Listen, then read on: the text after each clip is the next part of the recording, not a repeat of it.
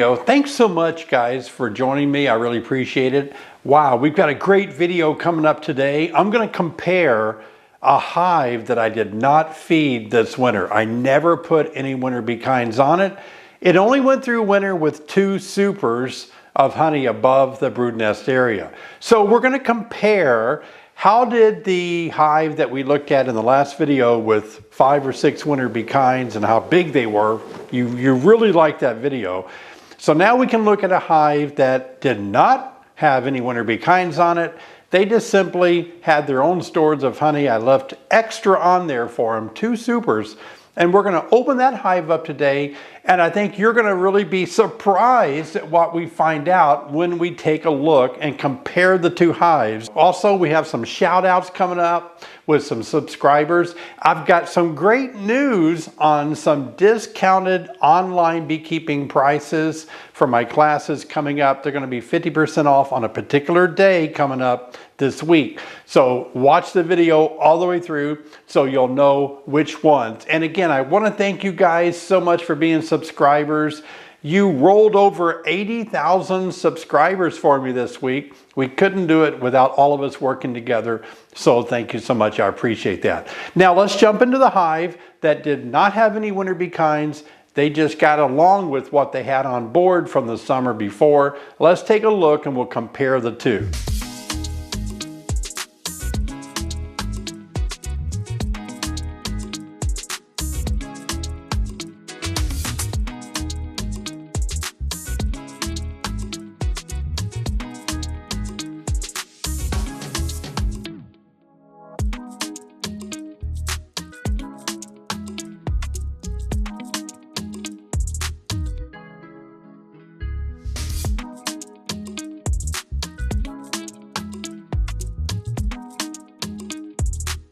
Not many bees up in this top super. So we're done looking at this particular super. What we're going to do now is put it back together and take it off and go a little bit deeper down into the next one. Another shout out to another subscriber that helped push this over 80,000 subscribers is Pam. Pam says, "Oh my gosh, I cannot believe how many bees are in your hive. Mine is much smaller. We're still up and down on the weather. I will need to wait a couple of more weeks before inspecting." Yeah, Pam, it depends on where you live. You do have to kind of time that out pretty good. And that is a great hive. All of my hives with the winter bee kinds on them are like that. A remarkable amount of population. I hope yours are going to be just as strong, Pam, and thank you for being a subscriber. Good time to remind you, if those of you that are watching are not subscribers, please help me get to 100,000 by the end of the year. 80,000 is close. Man, we only need 20,000 more. I'm excited about that. So couldn't do it without you guys chipping in and helping out. So thank you so much for subscribing. Yeah, so if any of you want a shout out on my videos, be sure and subscribe. We reached 80,000 subscribers today. Sherry and I sat down at the kitchen table and we, believe it or not, we just sat there and stared until we had 80,000 subscribers. I'm here to help you become a better beekeeper and make fewer mistakes, so that's really important. All right. Still no brood. We're just seeing more and more of the same stored honey in here. And you might be asking, is this stored honey from this year or last year? This is definitely last year. There's not been anything significant, and I didn't feed them this year. Nothing much out there for them to gather this time of the year. So this is all from last year. I did not take any honey off of this hive. I just let this hive go without removing any of their honey. Now this is kind of a lightweight frame. Let's see what's on this one. It's just like more honey. And a small hive beetle. See if I can kill that beetle without injuring a bee. Yep, I got her.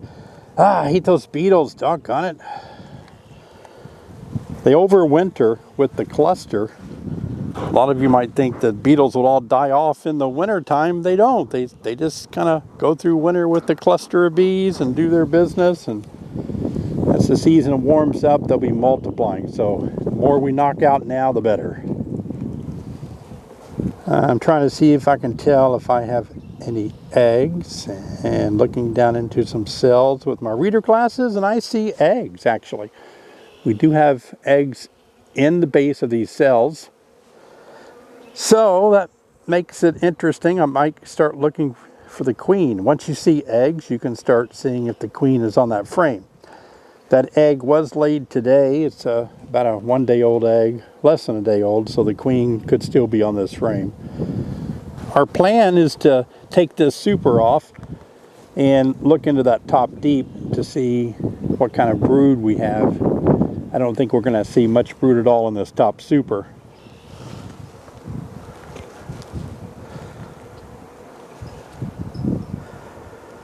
Don't see either. No eggs, no queen. No eggs, no queen. So I'm done. I don't think she's going to be any further over. I see honey, so we're going to not worry about putting these frames back in the same order because they're just honey super frames.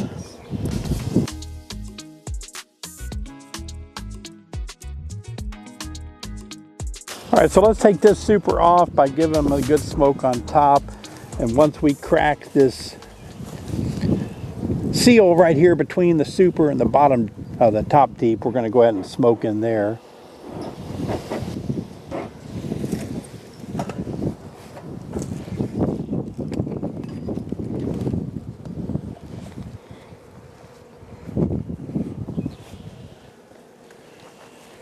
I'm going to drop back to this side to get out of the way. Yeah, definitely I can already see there is not near the number of bees in this hive that I didn't feed the winter bee kind to, not near the number of bees. That's pretty common because bees are not going to be raising a lot of brood if they don't have a tremendous amount of incoming food. You might say they had plenty of stored food, but it seems like if they had stored food and a winter bee kind, some of you noted in the comments that they seem to eat the winter bee kinds and not eat their own supers, their own honey. So if they're smart enough to figure that out, that hey, there's some free food on top of our stored resources, why don't we just consume that and raise some brood in the hive that we looked at the other day. All right, let's get this frame rest here. I really love these frame rests. I made a video about these a couple of videos back. Be sure and watch that.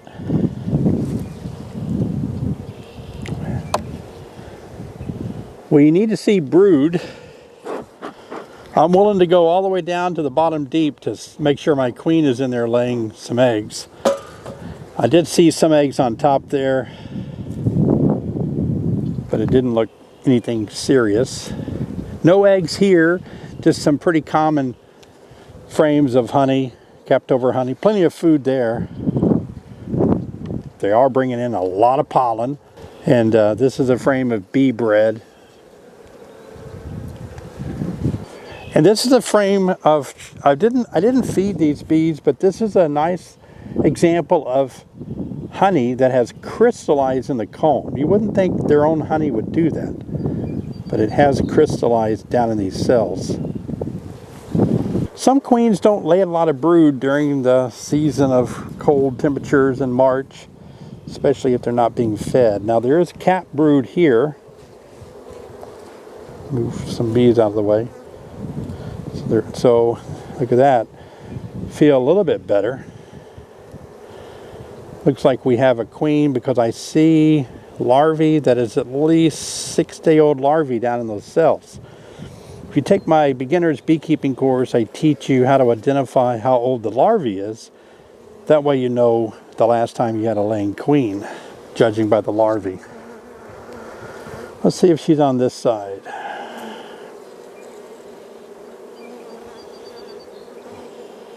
No predominant movement or retinue, and still not seeing any drones yet either.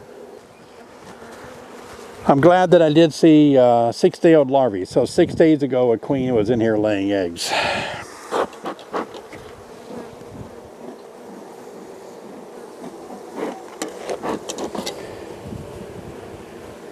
Notice how I use my J-hook hive tool to move these frames apart and then make sure no bees are on them, where I'm going to pick them up and take a look at them, and then I reposition them right here. Another frame of brood and larvae of various ages. That's great. We're narrowing in on that queen, aren't we?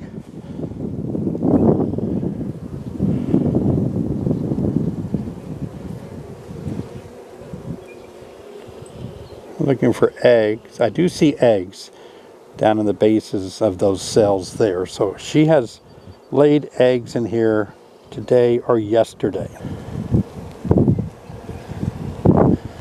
Very good. Let's look at the next frame. Let's do a little smoking here. Yeah, I think all of you can already tell this isn't a bad hive. Don't get me wrong. It's not a bad hive coming out of winter, but it's like it was back in the old days before I started using my winter bee kinds to build up brood in the wintertime. You know, this is a much smaller colony, maybe not going to make a split just yet. A little worried that they need to build up a little bit more. Not seeing a ton of brood on here.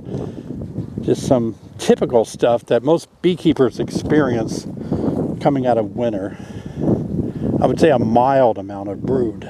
This frame has a significant amount of pollen that they've been collecting from maples. And again, I don't see a queen on that side or this side. I do have more bees that are up in my grill, I guess you might say. So they're telling me that they're done with me taking a look. Whew. Wow.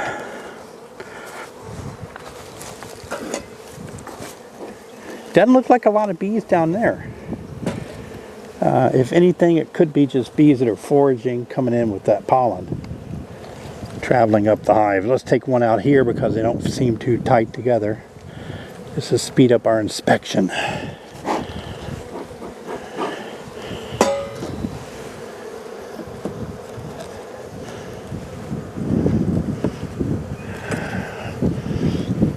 This is tough.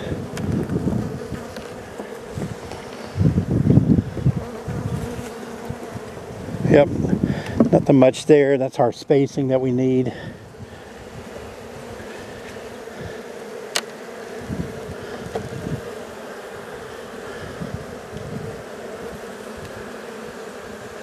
I really don't think our queen is down here. She could be, but I don't think so. And we have reached the point where we need to put this hive back together, which is what we're going to do now.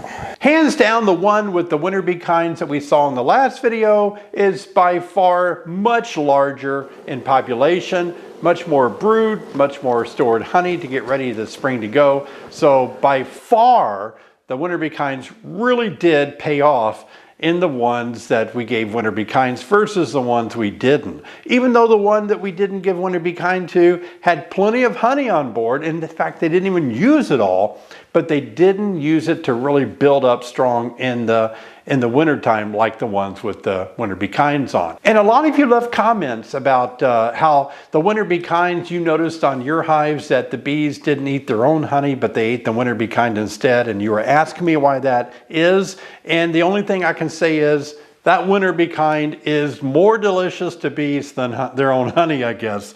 And we've made that product to really be something that bees do enjoy and can get them through the winter by helping them continue to build populations up all winter long. I have to have that. I live in a climate where I have to have a lot of bees in the wintertime to make heat, and that's all it is to it. So that's what I particularly have to do living in central Illinois, on the prairie where we have strong winds and cold temperatures in the wintertime. I just got to make heat in those boxes with brood. Now, it may be different where you live.